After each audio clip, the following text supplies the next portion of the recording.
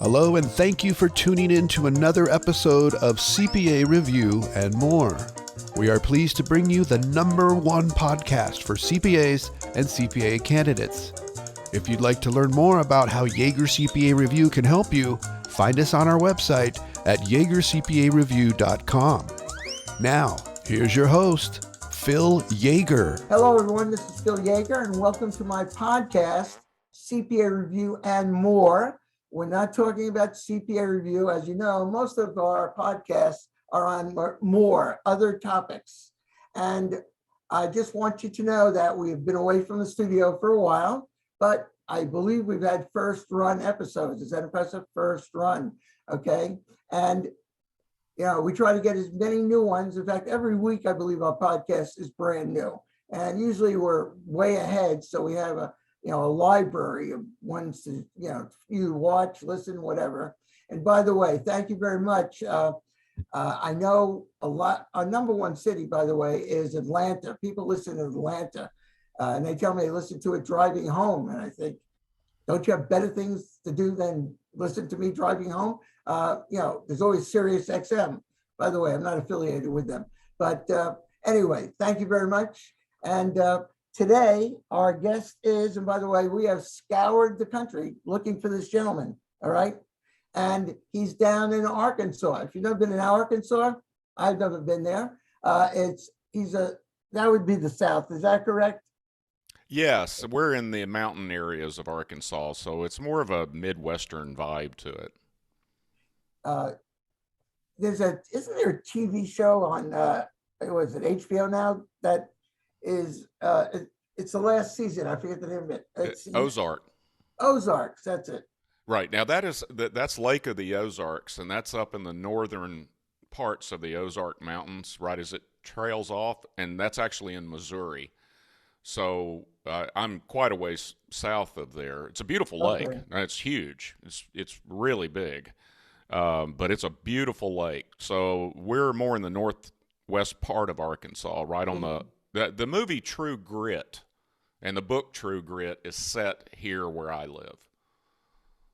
Now, if you ask people a little older, I'm not saying we're a little older, yes, you ever heard of True Grit, the movie? And they'll say, no. And who was in that movie? I said, a gentleman by the name of John Wayne.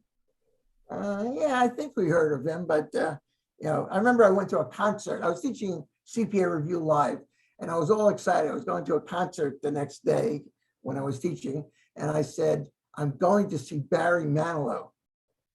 Okay. And they looked at me like, who is Barry Manilow?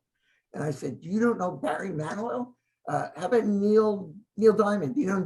They'd never heard of him either. So it started making me feel like I was 98 years old, but anyway, but True Grit, you want to know, I've never seen the movie. I've never seen it. Well, there's two versions. There's a much newer one with Jeff Bridges and Matt Damon. I'll have to watch that. Yeah, and it's a little bit. It's a fictional story based upon some of the real life characters of the marshals at that time, and it is the latest one is more true to the book. So now, Tom Kirkham, am I pronouncing that right, Tom? Yeah, Kirkham. He's not on as an author or a reviewer of books or movies. All right. He's in the business of cybersecurity. Now, I have never interviewed anyone in cybersecurity. I met someone, I got to meet Robert Hershevich, and I don't know what he's cybersecurity. Yes, well, he's more of a celebrity now. He sold his company. He sold his company? I didn't know that. Yeah. Okay. Yeah. I assume he's a billionaire. Is that correct? I don't really. Well, they say that on Shark Tank. It's not a topic. I've met him, but that's not something I ask him. I had the privilege of going to the Shark Tank set because I made a contribution to one of his charities, a football team in Croatia, Canada. I don't remember, but I got to go to that set. I spoke to him for about 20 minutes. That's about it. And he was just going out with that dancer from Dancing with the Stars. I think they were engaged or married or whatever, but the nicest man. And I didn't really get to speak to him a lot, but yeah, nice gentleman. Yes. But anyway, tell us what cybersecurity is, first of all. Well, cybersecurity is basically what we do is help people improve their defensive posture against hackers all over the world. You know, we are constantly under attacks, all of us. And most of these attacks are automated bots. They're automated software that are probing networks for vulnerabilities. Other types of attacks are phishing emails, you know, where an email comes into your inbox and it's basically an attacker attempting to con you into doing something, you know, whether it's like it may, when we hire new people, inevitably they get targeted on phishing emails. And it's something along the lines that'll look like it's coming from me or their direct report. And it'll say, hey, go to the store and get me 10 Apple $100 gift cards and send me the numbers. Other phishing emails may be, hey, it's me, wire $50,000 to this bank account. And there's just, and then the automated probing and sniffing against routers and firewalls, looking for vulnerabilities, looking for vulnerable websites, which is quickly becoming a big problem. The harvesting of passwords to like email accounts. We're seeing a big spike in business email compromises and being exploited. And there's just into the accounting firm, you've got to understand what your true risks are and your vulnerabilities, and then address them. And that's what IRONTECH does. We are what's known in the business as a managed security service provider. So it's not just the technical controls and everyone listening has some sort of layer of security, right? Hopefully everybody's at least got antivirus, and then you've got a firewall of some sort, and you've got a spam filter on your email, but none of those things work 100%. So our mission is really taking these people that are only 80 or 90% protected and getting them up to 99.99%. And that way you don't have to lose sleep at night wondering if tomorrow's the day you get hit with a ransomware attack. You know, you don't get that anxiety. What would be an example of a ransomware attack? Great question. So the way ransomware attacks typically work, and I'm going to describe one method of attack, okay? Someone received an email, and it has a sense of urgency. They use psychological manipulation techniques and social engineering. It's just a con job, but it says something like, hey, these invoices are outstanding, and we're going to turn your services off immediately if we don't hear from you. So you say a bookkeeper gets that. It doesn't matter if it's an accounting office, a law firm, a medical office. They're just trying to do their job. They go, well, I know I paid those bills. The email looks like it's coming from the vendor. So they open up the spreadsheet. Then the spreadsheet calls a macro, and then it begins encrypting all the files that it can find. And one of the problems that we discover almost without exception with new clients, because IT runs things for productivity and efficiency reasons, it's common for them to share files to everybody on the network. Well, when it's encrypting, not only does it encrypt the local files, but it goes out on the network to find anything shared on the network, and it encrypts those files. Now, once it's finished encrypting every single file it can find, then and only then does it flash up on the screen demanding a ransom. That ransom can range anywhere from, say, $3,000 all the way up to tens of millions of dollars. And what a lot of people don't realize is they hear of these things like the Colonial Pipeline breach, you know, where it disrupted petroleum. You may have experienced a little bit of that. disrupted petroleum distribution on the East Coast. The JBS meatpacking thing up in, I think it was North Dakota. Yes. They hear about these on CNN or read them in the New York Times or whatever. But the vast majority of these attacks, especially ransomware, are non-targeted. They are done at scale, at volume, because the hacking industry, both the good guys and the bad guys, are highly specialized. They're vertically specialized. And it's literally being done by thousands of people all over the world. And just that description of that attack, that email that victim, potential victim received, they probably sent 100,000 of them out. So to them, it's just a numbers game. What it means is they don't know who you are and they don't care who you are. They're just trying to get a good conversion rate. And the whole thing, the whole collection and everything's mostly automated. How do they actually get into the records? I mean, what do they have, these hackers, what do they have to get into your records? All right. Is there a technique that they know to get into the information? All right. And really sort of, crack it. I don't know if I'm explaining that well enough, but how, if I was a hacker, what information would I need if I wanted to hack your company? All right. How would I do that? An email.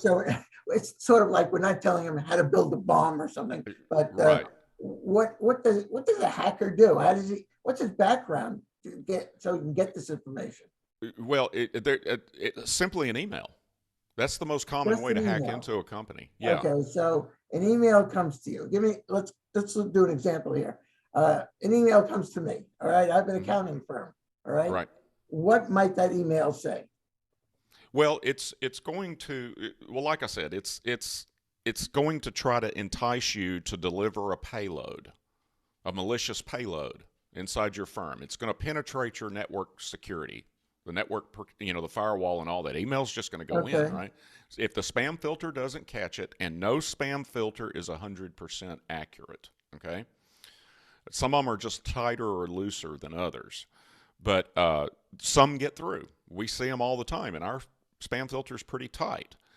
But they're in the wording of the email and who it appears to be from, carefully selected. So let's say I get a list of 100,000 accountants in the United States or in New York or wherever. It doesn't matter. There's 100,000 of them. And maybe it looks like it's coming from Intuit or Peachtree or whatever it may be. And it has maybe a technique is to fool them into taking an action and creating a sense of urgency. It could be 100 other tactics. And they're highly skilled at that. That ransomware attackers, the person hitting the send button, their specialty is con jobs. But instead of it being a one-to-one street con, it's a one-to-many or 1 to 100,000 at a time. And so they word the email and they make it appear as if you need to do something about this right away. So oh, this is serious. I know I paid these bills. Let me see what they're saying I didn't pay. So they open up the file attachment, bam, the payload is delivered. It's basically how it happens. Now, there's other ways to deliver payloads. We're seeing an increase in compromised websites. So in the case of a accounting firm, obviously you have a website, marketing and sales purposes, but maybe you use it for other things. Well, most of these websites are built on WordPress. Well, WordPress is just another piece of software. The server rating system and the web server software, one of hundreds of millions around the world, they have vulnerabilities just like everything else does. As Mac OS. Well, if you don't patch your website, vulnerabilities, because it hasn't been patched, payload just to any site visitor. By the way, Tom, you are freezing every couple of seconds, not as much, but how's it? Okay. Try something. Yeah, I'm sorry about I'm actually hacking that your I'm company earlier. now as I speak to you. That's why, no. Go ahead. Well, we don't do internet service provider. That's not. I see. That's, Okay, all right. yeah, All right, yeah. let's just go. So All the right, so, internal network, I assure you, is stable. well, I think, well, I don't know if it's the fact that a lot of people are using Zoom and now more people are using it than ever. I don't know if that causes it, but uh, anyway, so I'm an accounting firm. Okay, I have what size accounting firm do you deal with? I mean, what size employees, that type of thing? Is there a minimum number of people?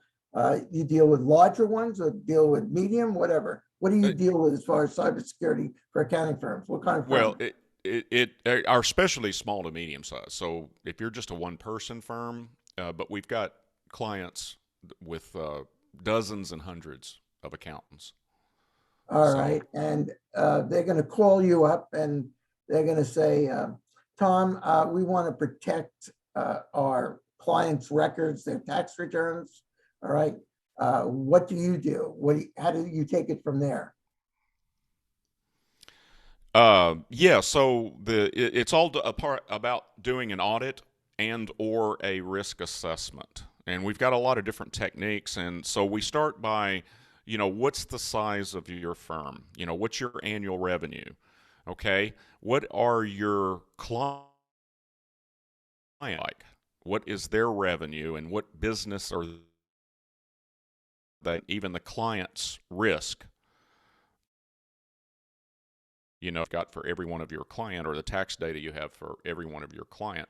And so once we assess all the vulnerabilities, if you're not doing so, if people are reusing their credentials across multiple websites, the same username and password, that's a high risk practice. And so once we identify the vulnerabilities and technical vulnerabilities, human vulnerabilities, understand how the network itself is configured and where everything is, the next step is, okay, let's address the vulnerabilities. Let's put some enterprise grade technical and administrative controls in place. So like I said earlier, you can go from being 95% protected, which is not good enough, to that 99.99%.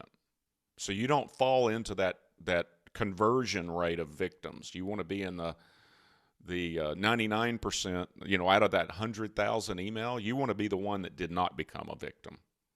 But if you don't have an enterprise grade technical security controls, I'm talking about things that the Fortune 100 use, that the Department of Defense is finally, in all agencies, all federal agencies are finally implementing these defensive tools. The days of antivirus protection's over. They're using nation state cyber warfare offensive weapons against us. Hmm. And they're using the NSA cyber weapons against us each and every single day. The NSA was hacked. Yeah, I think I remember that. Yeah. And weapons were stolen. Huh. Changed about 5 years ago or 6 years ago, whenever that hack occurred. So you're saying that the days of antivirus programs are basically going, by the way, they're going away? Is that what you're saying? I'm saying antivirus alone from protecting that workstation and that server is not reasonable efforts. It's simply not good enough. It's very better than scary. nothing. That's Yeah, very it's better scary. than nothing, but it's that Norton even includes a crypto miner in their internet protection suite, whatever it's called now, which is the total antithesis of what they should be doing with their protection suite. As an accountant in an accounting firm, do I have to know what cybersecurity does, what it'll do? Or am I turning to someone like yourself, say, hey, our firm, all right, people are hacking into our clients' tax returns. They're getting their social security numbers, okay? What type of knowledge, what's happening now for the CPAs, especially the CPA exam, they're expecting the CPAs to have more knowledge in information technology. And I'm thinking to myself, does that mean that I have to go back now and get a degree in information technology to keep up? Or what do I have to know at a minimum? Right. The simplest thing to do is to go to the specialist like us. It's not do it yourself anymore. And I know it's common for CPAs to do their own IT. It's like they're so related, and accountants have used technology as soon as it was available. Back in the IBM PC, MS-DOS days, right? So they got accustomed to different types of networking, and they picked it all up and everything. But you think about the pace of change in IT, information technology, and computers, and how fast that is.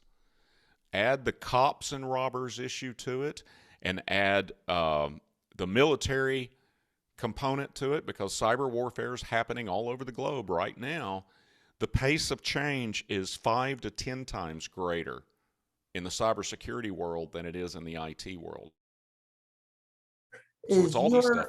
I saw that you deal with attorneys also. Right. How does an attorney, what type of cybersecurity problems would an attorney have, a legal firm? Oh, well, it depends on, and this gets back into your specialty as an accountant as well. So, for example, in the law business, there's so many different specialties. So if you're a personal injury lawyer, you're dealing with HIPAA medical records. You've got HIPAA compliance and regulatory things. You've got to have proper protection in place. Attorneys have ethical requirements to protect client data. And I know accountants do too. And what we're seeing across all industries is more and more compliance and regulations around these advanced cyber tools. They're requiring it. Insurance companies are requiring it. But getting back to the specialty, if you're a patent lawyer and you deal with intellectual property, we have to seriously consider that China, the nation state of China, would love to have that data. And because they are known, they are the largest, they steal the more intellectual property than any other nation state and anybody else, really. And it just depends. That's why we have to analyze the firm carefully to make sure we discover as many possible vulnerabilities and the scope of the risk. That's why it's important to know how big the firm is. Do you gross $500,000 a year, or you gross $50 million a year? The higher the stakes are, the more clients you have, the greater the risk.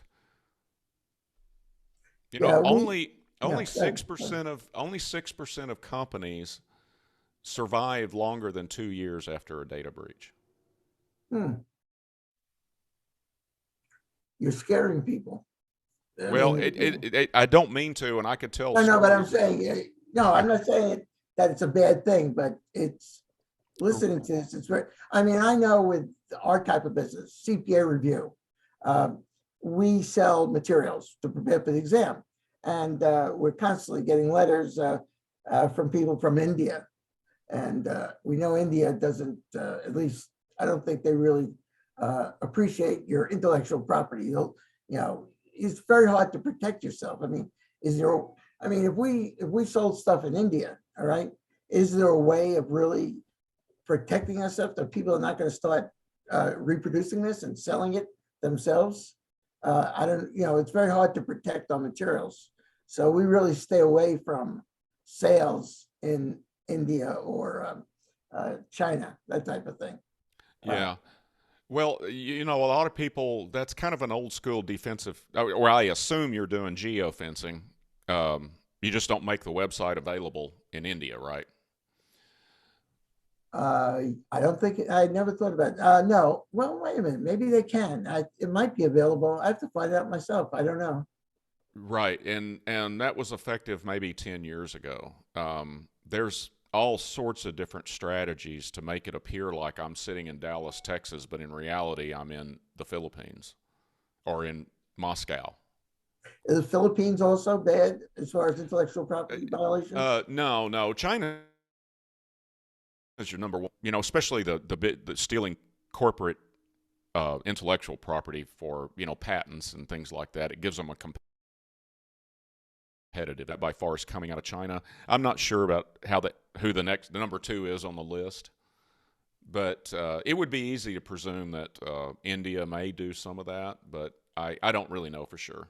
I just know China's the big one. So How did you get into, what is your background to be in cybersecurity?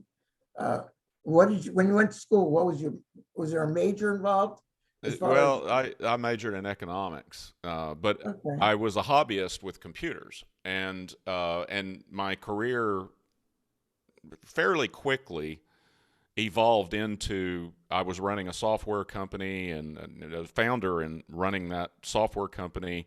And then about 20 years ago, I founded this company. And I always had a knack for thinking like a criminal. I played out things in my mind and the scenarios. If I were to rob this bank, how would I go about it in order to get away with it? And it's just intellectual exercise, just curiosity. It always liked movies like Ocean's 11 and all of that, those type of movies. But a real seminal. So anyway, I was passionate about IT, passionate about technology. I've been doing it for 40 years, investing. My whole life revolves around technology, always has. But in 2015, I was visited by an FBI agent, walked in the office. Is Tom, he holds up his badge. I'm so-and-so with the FBI. Is Tom Kirkham here? And I said, yeah, that's me. And he goes, well, you're in trouble, but not with us. And after talking to him for a few minutes, I discovered I was on an ISIS kill list. Name, address, place of employment, on and on and on. Personal information, named on an ISIS kill list. And it was in that year that there was about 4 or 5 of them that came out. Most of them were, New York metro area, political figures, military figures, law enforcement figures. But there was one list that was totally random all over the nation, about 7,000 or 8,000, something like that. And I was on that list. And it was a list that was due to a breach systems, if you may remember Sun, the computer company. Yes, yes. I was getting a demonstration of some new hardware of theirs and a card, and I had to have approval. They had to have my ID and everything in order just to use the equipment because it wasn't released. I don't think they are. And they harvested that database from Sun.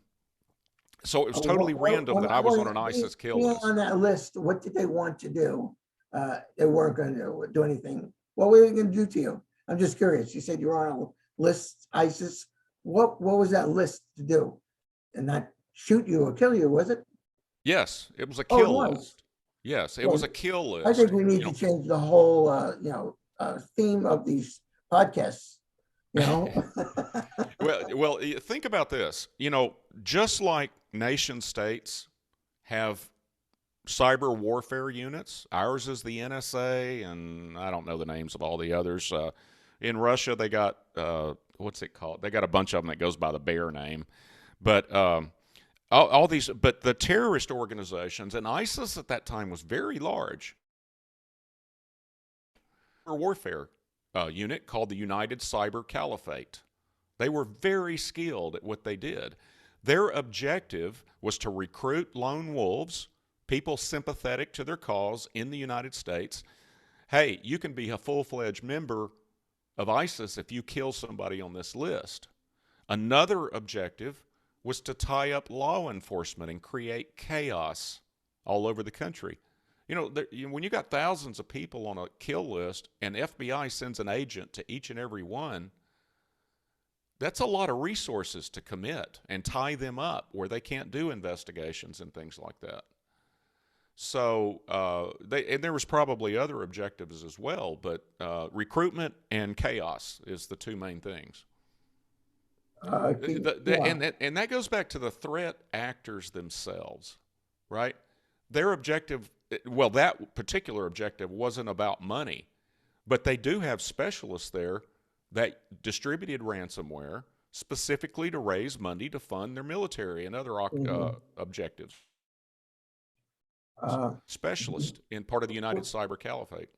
When you heard you were on a list to basically eliminate you, what was your feeling? I mean, what was your first thought? To leave the country, or what was your first thought? Well, my first thought was like you. I'm 15, 20 minutes. I said, oh, I've never seen a badge, Can I just, that's weird, And so finally I said, well, so what does this mean? They're going to hack my bank accounts or something? And he looks at me square in the eye and says, no, they want to kill you. Oh. And that's when the gravity of the situation started sinking in. And then I realized that there's lone wolves in my town. They've been picked up and arrested. They almost started shooting people in a shopping mall here. And they're Americans. And I realized I have to take this threat seriously. And not only that, it quickly dawned on me, my family members, anybody I'm around is potentially at risk. So I kept it quiet at first. I never went public about it until a couple of years ago, maybe 3 or so. But I kept it quiet. I figured that'd be a lower profile and all of that. But I did inform, friends and families and colleagues of mine. And I started locking up the gate, made sure I kept my door locked, made sure I had plenty of distributed throughout the house. Did you exercise your Second Amendment? And I've relaxed. Yeah. And the ISIS kill list is kind of a lifetime deal. It's almost like a fatwa, Now, with someone like myself, it's starting to reconstitute itself a little bit. Well, the fact that I know you now, is that dangerous for me? I think you're fine, Phil. Okay, I'll sleep better tonight. Because I'm just an accountant. No, this is very interesting. This is, I watched I remember I used so to what a watch lot of people think, going back to accounting and these scary things that I'm talking about, and then especially, I was talking to or helping a reporter out with some questions the other day. Can robotic surgery equipment be tampered with? Absolutely. I describe a scenario in my book that's coming out next month where a robotic surgery went horribly wrong and kills a patient. And so I'm trying to I have to use the lesson of fear to describe the real world possibility that if you don't up your defensive game, you likely will be a victim of a cyber attack of some sort. And, hoping it doesn't happen to you is not a strategy. And I could tell stories that are much scarier than this, and they sound, to the layperson, sound incredulous, but they are indeed true. So I'm not exaggerating by any means the risk to all of them. The White House issued a letter almost exactly a year ago that says everybody in the United States, every business in the United States needs to do these 5 things. And one of those is you've got to have a skilled security team. Yeah, is that the 5 recommendations you talk about to protect your firm from cyber attacks? Yes. Yeah. Yes. Do you want to talk about those? What are the 5? All right. So if everybody just play the podcast back or write it down if you're in the office or whatever. I'm going to go through these kind of quickly. The first one's you've got to put a technical control in that's in the class of what's known as EDR, Endpoint Detect and Response. It is a artificial intelligence endpoint detection and prevention system. In other words, replace your antivirus with it because it's better. Antivirus is old tech. This EDR class of product will dramatically improve your posture. The next one is use multi-factor authentication wherever you can, not chance. If you've got it turned on, I hope you have it turned on. You can turn it on Amazon, and it's free. Oh, it is. EDU ran and managed and monitored by professionals, but MFA is free. You got to have a skilled security team. If you look at the regulatory requirements for improving your cybersecurity defense, follow what's known as Nist best practices, the Nist cybersecurity framework. 3 of those, or 4 of those things, there's 5 on it.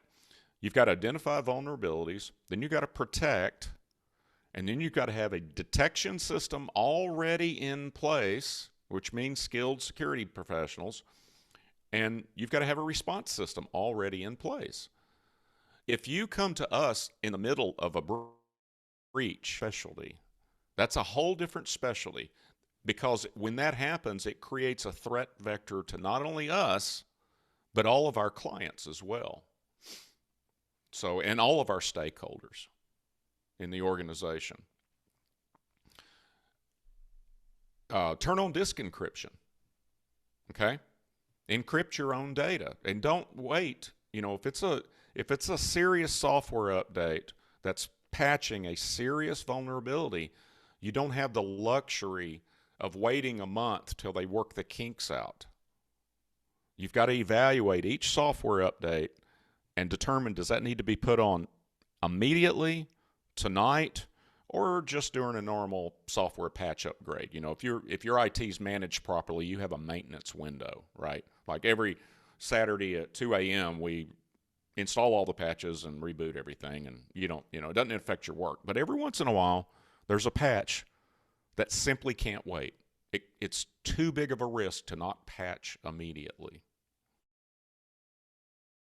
Another part is you've got to stay on top of this threat intelligence. You got to stay on top of geopolitical dynamics. And then you've got to adjust your defense as needed. Those basically the 5 things that the White House recommends. It seems to me that if I was concerned about this, I wouldn't start learning it and asking myself those 5 questions. If I felt maybe I needed cybersecurity, I mean, I always believe, if I need plumbing work done, I'm not going to do the work. I'm not a plumber, okay? I would think that if they have any question about whether there's a cybersecurity problem in their companies, they should contact you. Am I correct? Well, yes, absolutely. But they do have a cybersecurity problem. If you don't have at least 1 or 2 of the 5 things, you've got a defensive weakness, a serious one, in our belief. You know, the legal industry uses the phrase reasonable efforts to protect client data. If a law firm gets breached and I testify as an InfoSec or cybersecurity specialist, expert at it, and found out they didn't have an EDR or they didn't have a skilled security team, I would have to testify that they didn't use reasonable efforts to secure their client data. You know, it's not that you don't need it. It's not just me saying everyone needs it. The White House knows this. The NSA knows this.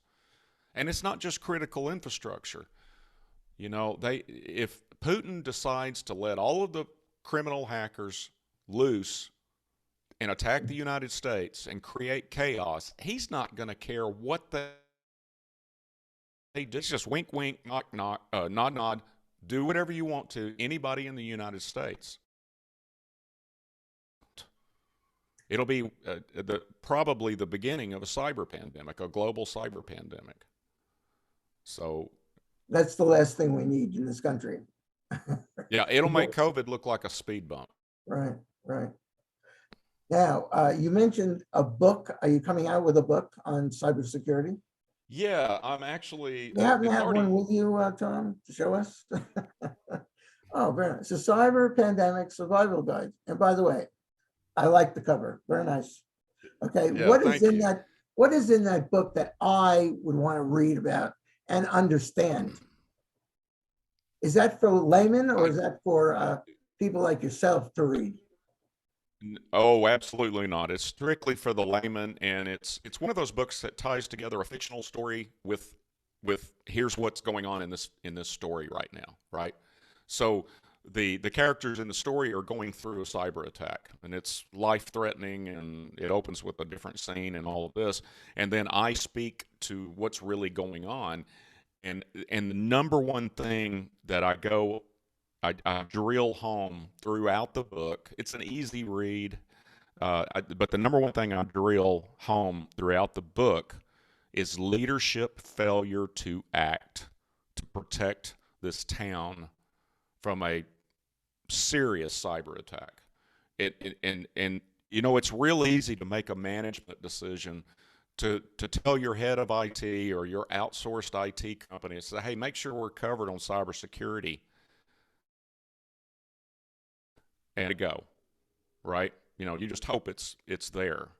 What my goal is with this book is to not only explain that it's a leadership issue, but that the game has changed, and you can't think the way, especially I hope, I know a lot of you listening may be IT specialists or you know a lot about IT, but in the InfoSec business, we understand that serious cybersecurity defense is not in their wheelhouse, okay?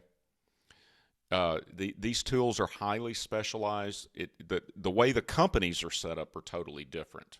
You know, we have to respond within seconds, continuous monitor 24/7. IT, 4-hour service level agreement. You know, we promise to respond in 4 hours. It's not acceptable. So it changes the whole structure of the company and how everything's monitored and all of this, that, and the other.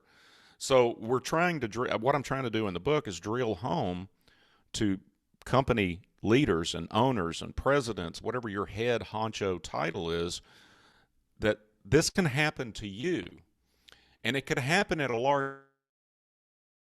Will happen at some point. Is this your, I wanted to ask you, is this your first book or have you written other ones? It's my first real book. I do have a book, if anyone's interested, is... Well, can we bring back the other, first of all, the book you're coming out with now, when is this coming out, this book? hopefully in July, pretty soon. In July, oh. Yeah, so you can go to tomkirkham.com, and there's a link there to where you can be notified when the book, and anyway, I wrote another one about how to protect or how to select an IT services provider, where I go in and explain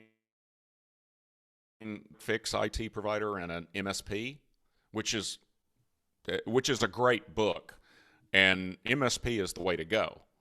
You know, they proactively manage your network, and if they have their pricing and everything set up the right monthly rate, and things just don't go down. They keep you running. And in tax season, it's worth every penny to make sure they are there. Now, it depends on your specialty. You may not be as sensitive to tax season as some firms are, but you probably have other reasons why you can't go down. You billing by the hour. How much does 5 hours of downtime cost if you've got 20 people in your office? How much does 5 days cost? You know, you assign a value to both your risk, because you're dependent on technology, and you assign a money value to what would happen if we had a major extortionware attack. How is that going to? How much does it cost to protect my reputation each and every year? Protect my client data each and every year, so their identities aren't stolen.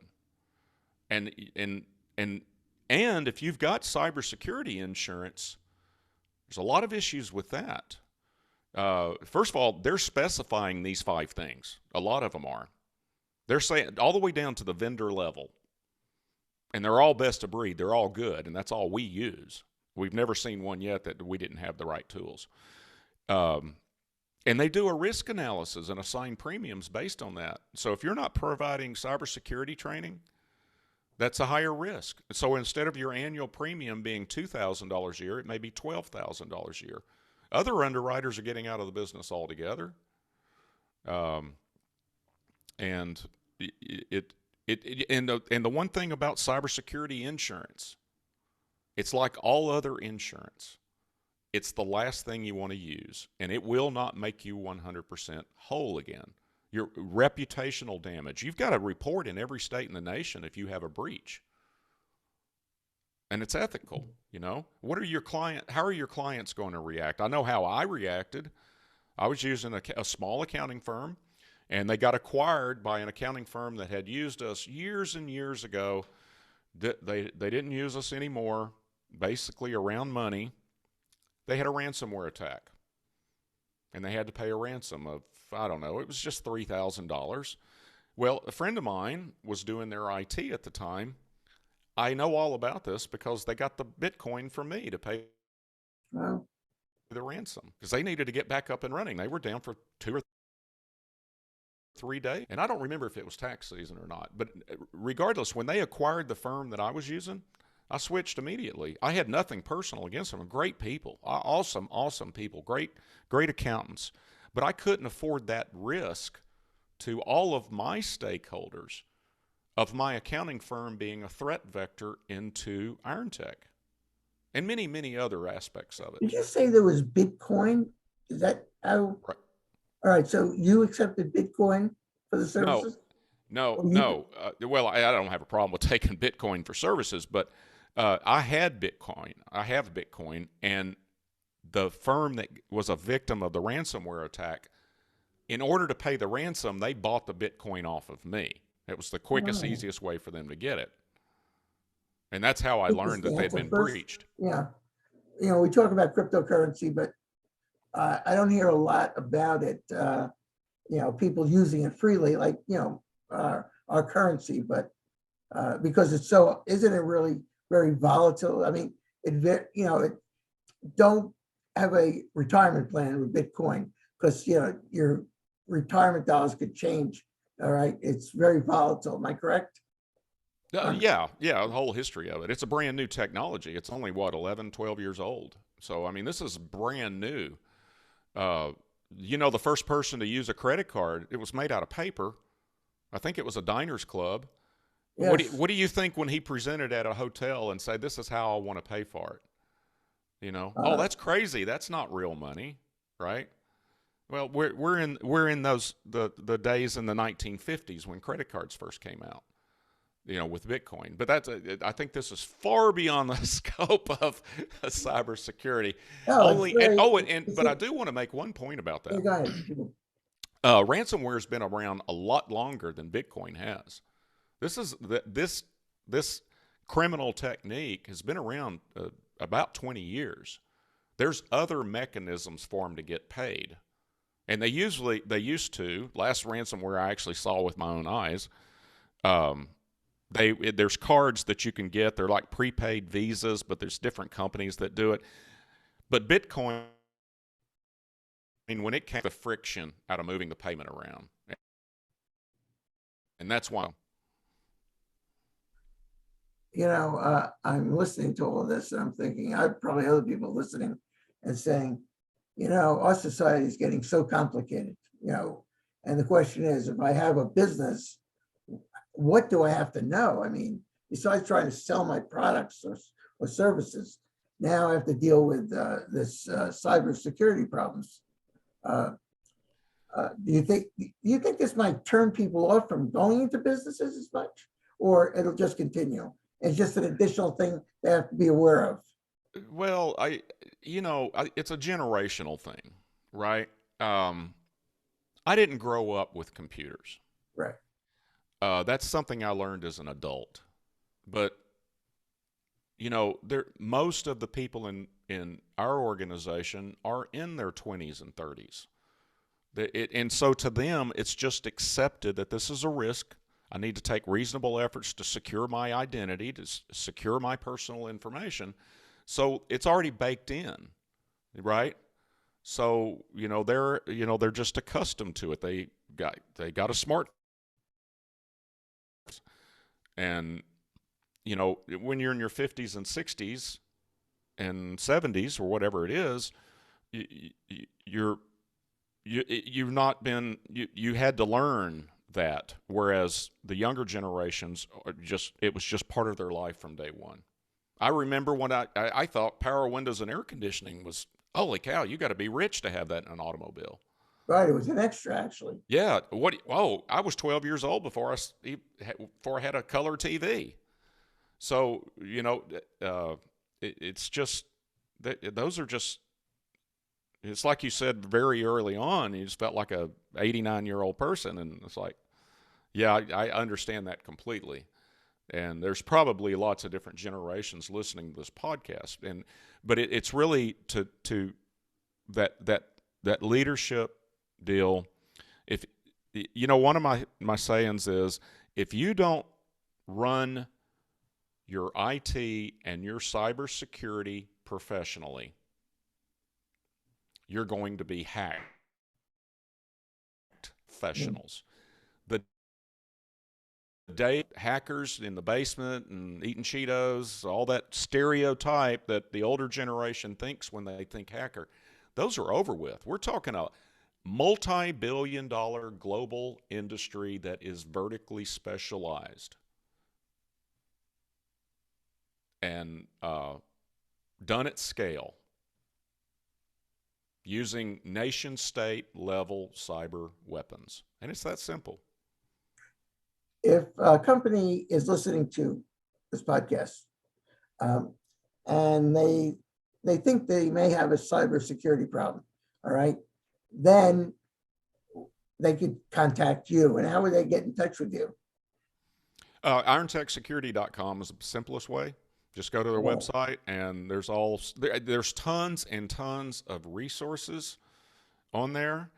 You can sign up for our threat advisory, and it's not a marketing list. It's only the things that we think you need to know. We take that fire hose of threat intelligence that we're bombarded with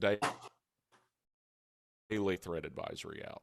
So it's a real good way of the things that our client profile that we feel is important to know at that time. They don't need to know that this fish tank thermometer is got a vulnerability in it, right? Or this refrigerator has a vulnerability in it. No, we're going to send out things that the Chrome browser has vulnerabilities and they steal your credentials out of it. If you store your username and password in your browser, that's a bad security practice.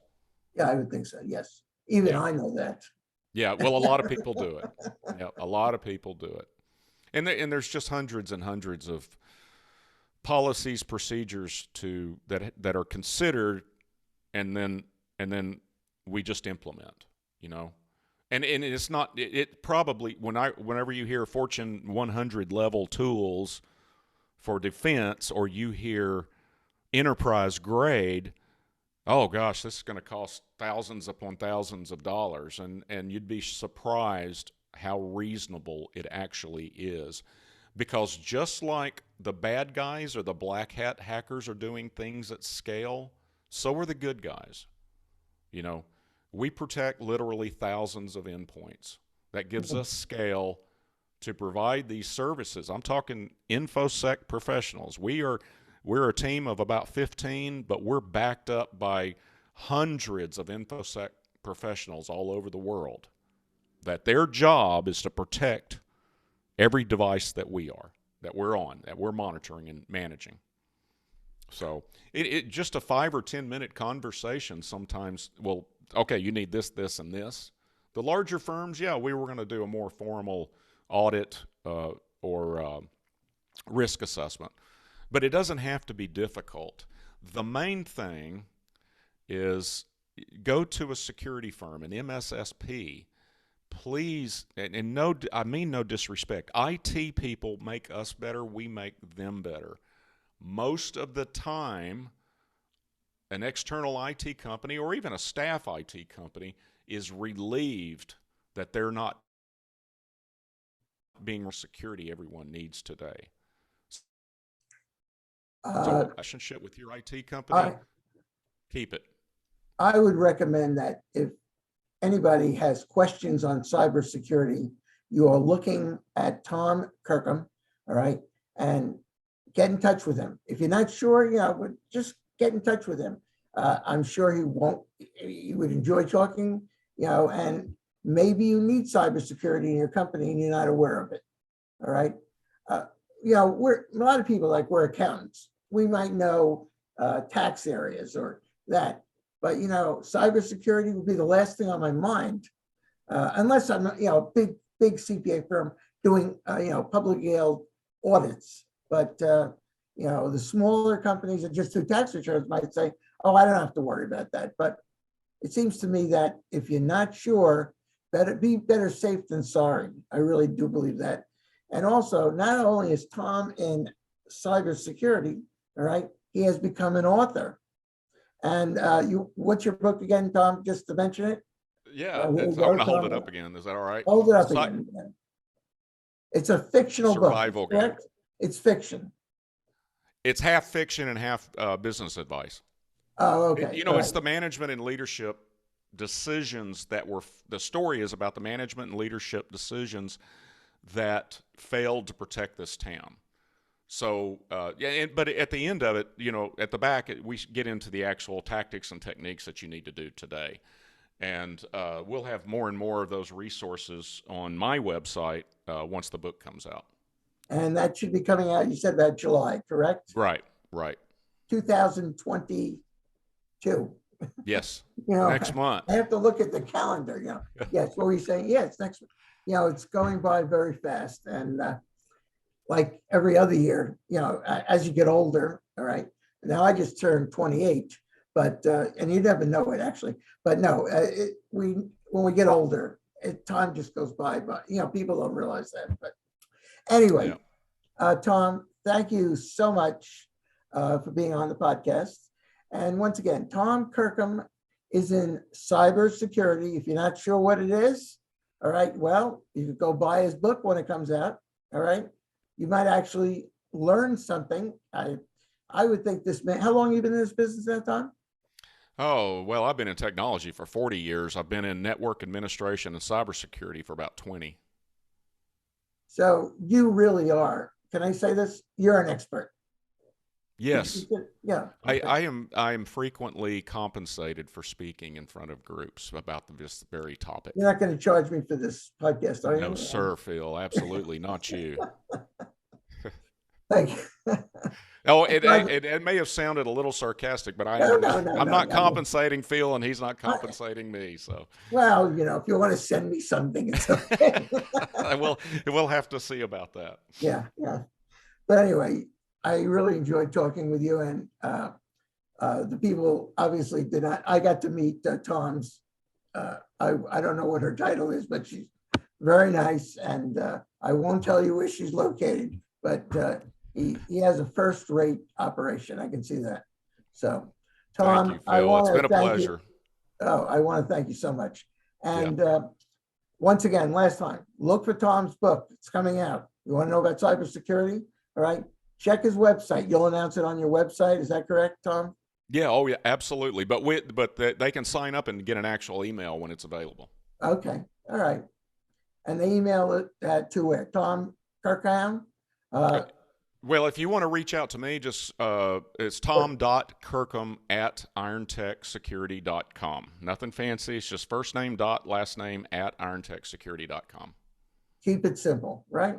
That's right. Very good. All right. Well, anyway, have a great summer, and stay well, stay healthy, and let's hope we don't have the next 2 years like the past 2 years. In fact, I just got over COVID-19. That's what I heard. Apparently, you had a bad case of that. No. Well, I'm a wimp when it comes to illness. That's why we don't have babies. I don't have babies, but I can't stay in pain. Now, I was just fatigued, and I just thought I was, maybe I needed to sleep more or something. But it's actually still hanging on to some degree. I still am tired in the afternoon, and it did affect. I had a cough from it, and still have the cough. So, but I think I'll be around for at least another year. I see that coming, and and I want to continue doing the podcast because I get to meet very nice people like you and Kinsey. Very, very nice. I appreciate Yeah, it.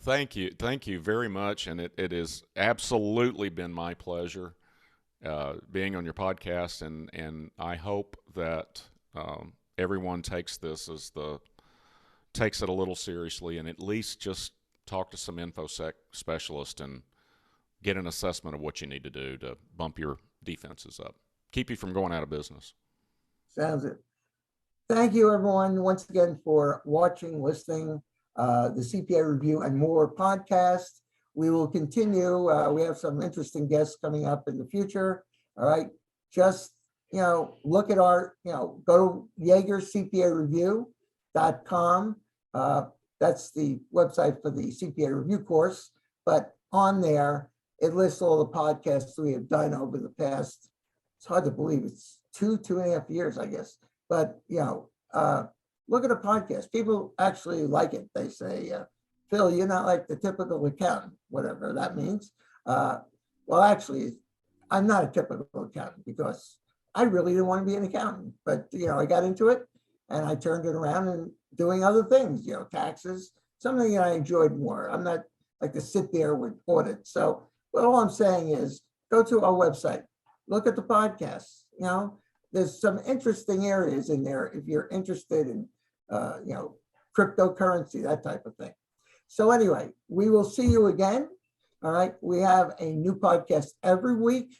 All right. Please check our website, find out what's coming.